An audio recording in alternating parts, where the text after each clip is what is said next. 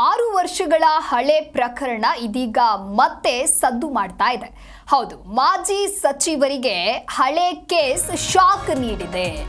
6 ವರ್ಷಗಳ ಹಳೆಯ ಪ್ರಕರಣ, ಈ ಪ್ರಕರಣಕ್ಕೆ ಇದೀಗ ಮರುಜೀವ ಪಡೆಯಲಿದೆ. ಎಲ್ಲ ಸಿದ್ಧತೆಯನ್ನ ಕೂಡ ನಡೆಸ್ತಾ ಇದ್ದಾರೆ. ವಿಧಾನಸೌಧದಲ್ಲಿ 25 ಲಕ್ಷ ಪತ್ತೆ ಆಗಿರುವಂತಹ ಪ್ರಕರಣಕ್ಕೆ ಸಂಬಂಧಪಟ್ಟಂತೆ ಮಾಜಿ ಸಚಿವ ಪುಟ್ಟರಂಗ ಶೆಟ್ಟಿಗೆ ಇದೀಗ ಕೋರ್ಟ್ ಶಾಕ್ ನೀಡಿದೆ.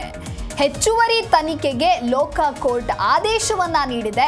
2013-14 ಅವಧಿಯ ತನಿಖೆ ಕ್ಲೀನ್ ಚಿಟ್ ನೀಡಿತ್ತು ಅಂದಿನ ಲೋಕಾಯುಕ್ತ. 6 ವರ್ಷಗಳ ಹಿಂದೆ ಸಚಿವರಿಗೆ ತಲುಪಬೇಕಿದ್ದ 25,76,000 ರೂಪಾಯಿಗಳು ವಿಧಾನಸೌಧದಲ್ಲಿಯೇ ಜಪ್ತಿಯಾದ ಪ್ರಕರಣದ ಕುರಿತು ಹೆಚ್ಚಿನ ತನಿಖೆಯನ್ನ ನಡೆಸುವಂತೆ ಲೋಕಾಯುಕ್ತ ಪೊಲೀಸರಿಗೆ ವಿಶೇಷ ನ್ಯಾಯಾಲಯ ಆದೇಶಿಸಿದೆ. ಇದರ ಬೆನ್ನಲ್ಲೇ ಕೇಸಿಗೆ ಮರುಜೀವ ನೀಡಲು ಪ್ರತ್ಯೇಕ ತನಿಖಾ ತಂಡ ನೇಮಿಸುವ ಕುರಿತು ಲೋಕ ಪೊಲೀಸರು ಉನ್ನತ ಸಿದ್ಧತೆಯನ್ನ ನಡೆಸಿದ್ದಾರೆ. ಈ ಕುರಿತು ಹೆಚ್ಚಿನ ಮಾಹಿತಿಯನ್ನ ನೀಡಲಿದ್ದಾರೆ ನಮ್ಮ ಪ್ರತಿನಿಧಿ ಭವ್ಯ ಸುನೀಲ್ ದೂರವಾಣಿ ಸಂಪರ್ಕದಲ್ಲಿ. ಎಸ್ ಭವ್ಯ, ಮಾಜಿ ಸಚಿವ ಪುಟ್ಟರಂಗ ಶೆಟ್ಟಿಗೆ ಇದೀಗ ಕೋರ್ಟ್ ಶಾಕ್ ಅನ್ನ ನೀಡಿದೆ ಅಂತ ಹೇಳ್ಬೋದು. ಹೆಚ್ಚುವರಿ ತನಿಖೆಗೆ ಲೋಕಾಕೋರ್ಟ್ ಆದೇಶವನ್ನ ಹೊರಡಿಸಿದೆ. ಏನಿದು ಪ್ರಕರಣ? ಈ ಕುರಿತು ಹೆಚ್ಚಿನ ಅಪ್ಡೇಟ್ಸ್ ಏನಿದೆ? ಎಸ್ ದಿವ್ಯ, 2013-14 ಅವಧಿಯ ತನಿಖೆಗೆ ಮತ್ತೆ ಮರುಜೀವ ಸಿಕ್ಕಿದೆ ಅಂತ ಹೇಳ್ಬಹುದು. ಯಾಕಂದ್ರೆ ಕ್ಲೀನ್ ಚಿಟ್ ನೀಡಲಾಗಿತ್ತು ಅಂದಿನ ಲೋಕಾಯುಕ್ತ. ಸದ್ಯ ಮಾಜಿ ಸಚಿವರಿಗೆ ಇದೊಂದು ಸಂಕಷ್ಟ ಅಂತಾನೆ ಹೇಳ್ಬಹುದು.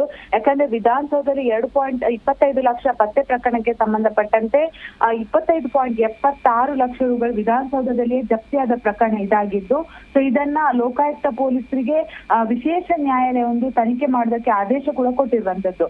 ಅಂದ್ರೆ ಇದರಲ್ಲಿ ಮೊದಲು ತನಿಖೆ ಕೂಡ ನಡೆಸಲಾಗಿತ್ತು, ತದನಂತರ ಚಾರ್ಜ್ ಶೀಟ್ ಕೂಡ ಫೈಲ್ ಆಗಿತ್ತು. ಸೊ ಇದರಲ್ಲಿ ಯಾವುದೇ ರೀತಿಯಾದಂತಹ ಪಾತ್ರ ಇಲ್ಲ ಅಂತ ಕ್ಲೀನ್ ಚೀಟ್ ಕೂಡ ನೀಡಲಾಗಿತ್ತು.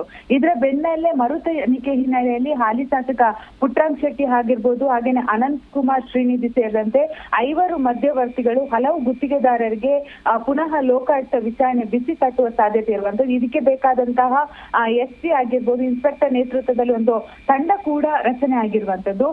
ಹಿಂದುಳಿದ ವರ್ಗಗಳ ಕಲ್ಯಾಣ ಇಲಾಖೆ ಸಚಿವ ಪುಟ್ಟರಂಗ ಶೆಟ್ಟಿ ಆಗಿದ್ದಾರೆ. ಸೊ ಅವರ ಕಚೇರಿ ಸಿಬ್ಬಂದಿ ಗುತ್ತಿಗೆದಾರರ ಪರವಾಗಿ ಲಂಚ ಕೊಟ್ಟಿದ್ದ ಮಧ್ಯವರ್ತಿಗಳಿಗೆ ಕ್ಲೀನ್ ಚೀಟ್ ಅನ್ನ ಕೂಡ ಕೊಡಲಾಗಿತ್ತು. ತದನಂತರ ಭ್ರಷ್ಟಾಚಾರದ ಕುರಿತ ಆಳ ತನಿಖೆಯನ್ನ ಲೋಕಾಯುಕ್ತ ನಡೆಸಿ ತದನಂತರ ಇದರಲ್ಲಿ ಒಂದು ಕ್ಲೀನ್ ಚೀಟ್ ಕೊಡಿರೋದಕ್ಕೆ ಬಹಳಷ್ಟೊಂದು ಪ್ರಶ್ನೆಯನ್ನೇ ಒಂದು ಎದ್ದಿತ್ತು. ಸದ್ಯ ಪೊಲೀಸರಿಗೆ ಲೋಕಾಯುಕ್ತ ವಿಶೇಷ ನ್ಯಾಯಾಲಯ ಈ ರೀತಿಯಾದಂತಹ ಆದೇಶ ಕೊಟ್ಟಿರೋ ಕಾರಣಕ್ಕಾಗಿ ಮಾಜಿ ಸಚಿವ ಪುಟ್ಟರಂಗ ಶೆಟ್ಟಿಗೆ ಇದೊಂದು ಸಂಕಷ್ಟ ಅಂತಾನೆ ಹೇಳ್ಬೋದು. ಯಾಕಂದ್ರೆ ಈ ಕೇಸ್ ಮತ್ತೆ ಓಪನ್ ಆಗಿ ತದನಂತರ ಮತ್ತೆ ಇನ್ವೆಸ್ಟಿಗೇಷನ್ ನಡೀತಾ ಇರುವಂತದ್ದು. ಯಾಕಂದ್ರೆ 2013-14 ಅವಧಿಯಲ್ಲಿ ಯಾರೆಲ್ಲ ಇದರಲ್ಲಿ ಪಾತ್ರಧಾರಿಗಳಾಗಿರ್ಬೋದು, ಅಂದ್ರೆ ಅಧಿಕಾರಿಗಳಾಗಿರ್ಬೋದು, ಹಾಗೇನೆ ಈ ಹಣ ಜಪ್ತಿಯಾದ ಸಂದರ್ಭದಲ್ಲಿ ಇದ್ದಂತಹ ವ್ಯಕ್ತಿಗಳಾಗಿರ್ಬೋದು, ಅಲ್ಲಿರುವಂತಹ CCTV ಫುಟೇಜ್ ಆಗಿರ್ಬೋದು, ಟ್ರಾನ್ಸಾಕ್ಷನ್ ಆಗಿರ್ಬೋದು, ಹಾಗೇನೆ ಅವರ ಬ್ಯಾಂಕ್ ಅಕೌಂಟ್ ಡೀಟೇಲ್ಸ್ ಆಗಿರ್ಬೋದು, ಸೊ ಎಲ್ಲವನ್ನ ಕೂಡ ಕೂಲಂಕುಷವಾಗಿ ಪತ್ತೆ ಹಚ್ಚೋದಕ್ಕೆ ಈಗಾಗಲೇ ಒಂದು ಆದೇಶ ಕೂಡ ಸಿಕ್ಕಿರುವಂತದ್ದು. ಒಂದು ವೇಳೆ ಮಾಜಿ ಸಚಿವ ಪುಟ್ಟರಂಗ ಶೆಟ್ಟಿ ಅವರ ಪಾತ್ರ ಇದರಲ್ಲಿ ಇದೆ ಅನ್ನೋದೇನಾದ್ರೂ ಕನ್ಫರ್ಮ್ ಅಂದ್ರೆ ಒಂದು ಸಂಕಷ್ಟ ಎದುರಾಗುವ ಸಾಧ್ಯತೆ ಇರುವಂತ. ಯಾಕಂದ್ರೆ ಈಗಾಗಲೇ ಈ ರೀತಿಯಾದಂತಹ ಕೋರ್ಟ್ ಆದೇಶ ಕೊಟ್ಟಿರೋ ಕಾರಣಕ್ಕಾಗಿ ಮುಂಬರುವಂತಹ ದಿನಗಳಲ್ಲಿ ಟ್ರಯಲ್ ನಡೆಯುವಾಗ ಯಾವ ರೀತಿಯಾದಂತಹ ವಿಚಾರಣೆಯನ್ನ ಬಂದ್ರೆ ಮಾಜಿ ಸಚಿವ ಪುಟ್ಟರಂಗ ಶೆಟ್ಟಿ ಅವರು ಎದುರಿಸ್ತಾರೆ ಅನ್ನೋದು ಕೂಡ ಇಲ್ಲಿ ಪ್ರಮುಖವಾಗಿರುವಂತದ್ದು. ದಿವ್ಯಾ, ಓಕೆ, ಥ್ಯಾಂಕ್ ಯು ಭವ್ಯ ನಿಮ್ಮೆಲ್ಲ ಮಾಹಿತಿಗಾಗಿ.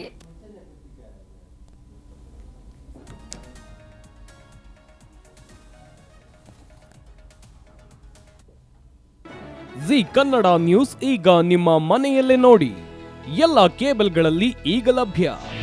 ನಿಮ್ಮ ನೆಚ್ಚಿನ ಜಿ ಕನ್ನಡ ನ್ಯೂಸ್ ಈಗ ಸನ್ ಡೈರೆಕ್ಟ್ ನಲ್ಲಿ number 292, Tata play number 1664, Jio TV number 1334, NXT digital number 30, in cable number 30, city networks 51, U digital number 162, GTPL number 17, Rockline telecommunications number 42, Shri Basaveshwara cable number 168, rural cable network 60, Vinayaka digital 57, Abhishek cable 821, city channel 53, Siddeshwara cable network 57, V4 digital Infotech 628, Surya digital networks 53, Gajanan digital number 836, Malnad Infotech private limited number